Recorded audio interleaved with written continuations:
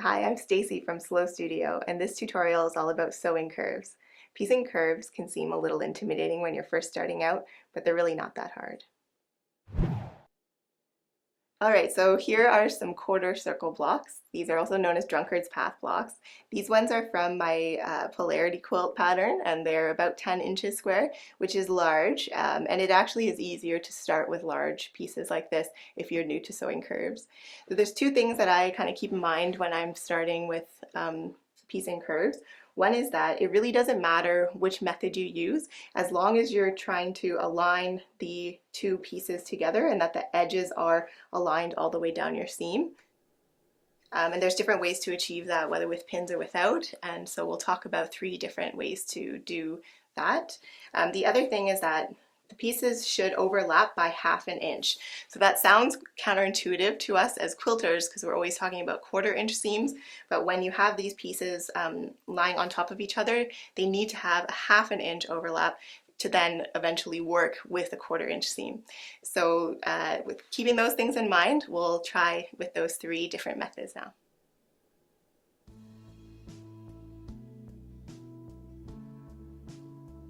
The first way is to use pins, and lots of them.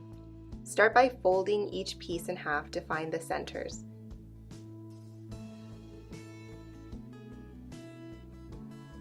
And pin them together with the right sides together. Then pin either edge and then between each of the pins. And then you can add as many pins as you'd like to make sure that the entire edge all the way down the seams are aligned.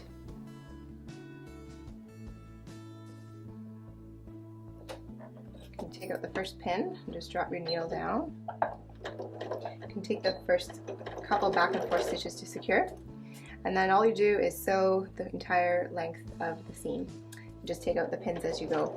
Because the pins are there, everything is all aligned together, and you shouldn't have too much of a problem making sure that you're getting your 1/4 inch seam. Just if there's any little wrinkles along the way, just make sure they're not actually going under the needle there, so that they're not going to, there's not going to be any puckers in what you're sewing.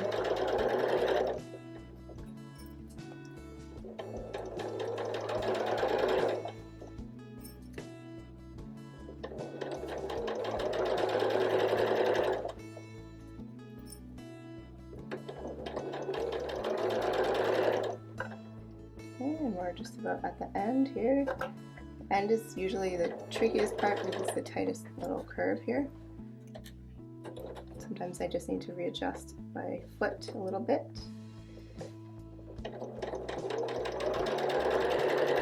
And then we're all the way at the end.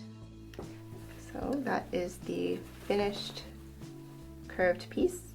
So all you need to do is give it a press and then trim.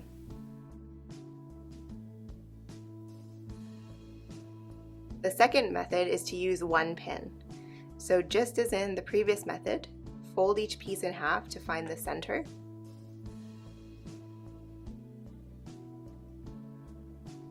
And then pin them right sides together.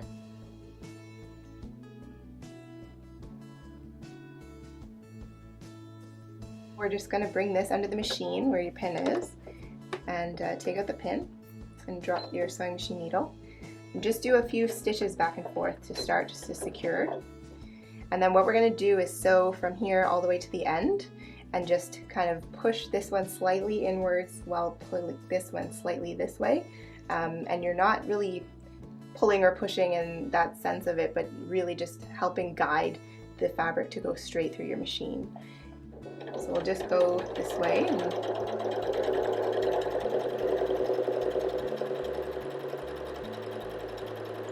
And then at the end can get a little bit twisted, so just make sure that you're aligning this edge together.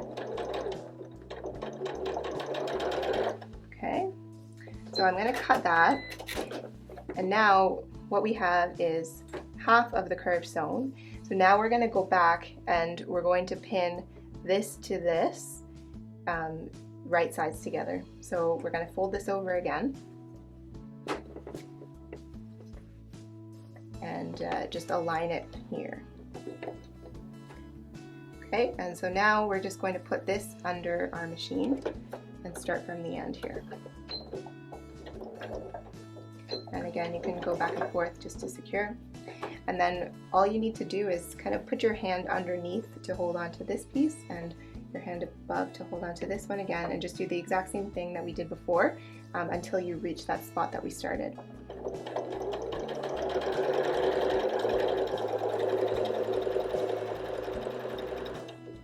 And then just reposition. And just get to that original spot. And then you can go back and forth again to secure.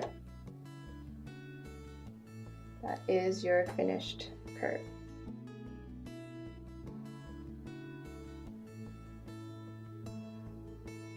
The third method doesn't use any pins, and for this size of block I like using this method. All you need to do is put the right sides together and align it at one side like this, and then just bring it over to your sewing machine. Okay, so your sewing machine is the 1/4 inch foot, and just put your needle down, and you can go back and forth a couple times at the end.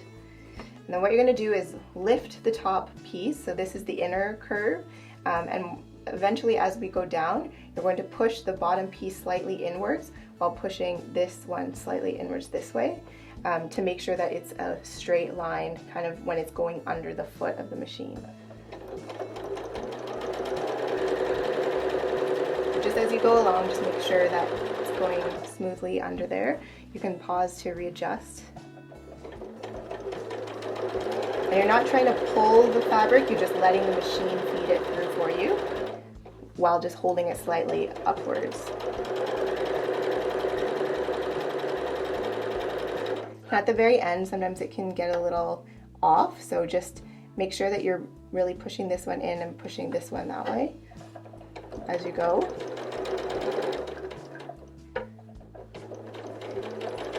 Okay, that one's a little bit off, but it'll be okay because I will trim it after. And that's the curve finished.